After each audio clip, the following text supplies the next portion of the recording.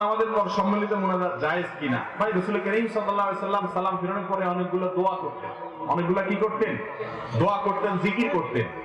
এইটা যদি আমরা জিজ্ঞাসা করি এখন পুরা প্যান্ডেলে যত লোক আছেন 5 জন মানুষও বলতে পারবেন কিনা আমার সন্দেহ আছে। কিন্তু নামাজের পরে মুনাজাতটা সবাই কি করেন জানেন? রাসূল করিম সাল্লাল্লাহু আলাইহি সাল্লাম মদিনায় 10 বছরে 18,000 ওয়াক্ত নামাজ পড়াইছেন।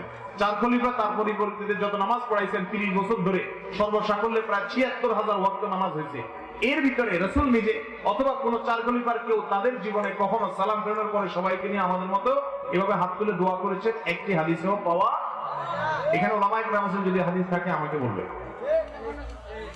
ভালো করে বুঝতে হবে, রাসূল সালাম ফেরানোর পরে হাত তুলে আমাদের মতো মুসল্লিদেরকে নিয়ে দোয়া করতেন না। তিনি কি করতেন? জিকির আজকার করতেন, দুরূদ করতেন, দোয়া করতেন, এগুলা করতেন। এখন আমার দেশে অনেক দিন থেকে চলে আসতেছে, আমাদের উচিত হলো সুন্নাহটা শেখানো, যাতে করে আস্তে আস্তে অন্যটা কি হয়। কিন্তু তাই বলে শুরুতে মসজিদে এগুলো নিয়ে ফিতনা, গন্ডগোল, মারামারি, কাটাকাটি করা কি হবে না? জায়েজ হবে না, খবরদার। এই বিষয়ে আমরা আমাদের সুন্নাহ ফাউন্ডেশন থেকে রাসূলুল্লাহ সাল্লাল্লাহু আলাইহি ওয়াসাল্লামের 5 ওয়াক্ত সালাত পরবর্তী দোয়া ও জিকির নামে একটা কার্ড করছি, পকেট সাইজ। তিনি যেগুলো করতেন রেফারেন্স সহকারে দেওয়া আছে, তুমিনের কাছে রাখা আছে আপনাদের মসজিদের সমস্ত মুসল্লিদের জন্য। আপনারা যারা এলাকাবাসী আছেন আমার সাথে যোগাযোগ করবেন, কোনো পয়সা দিতে হবে না, ফ্রি আমরা পৌঁছে দেবো ইনশাআল্লাহ বিদিনিল্লাহ।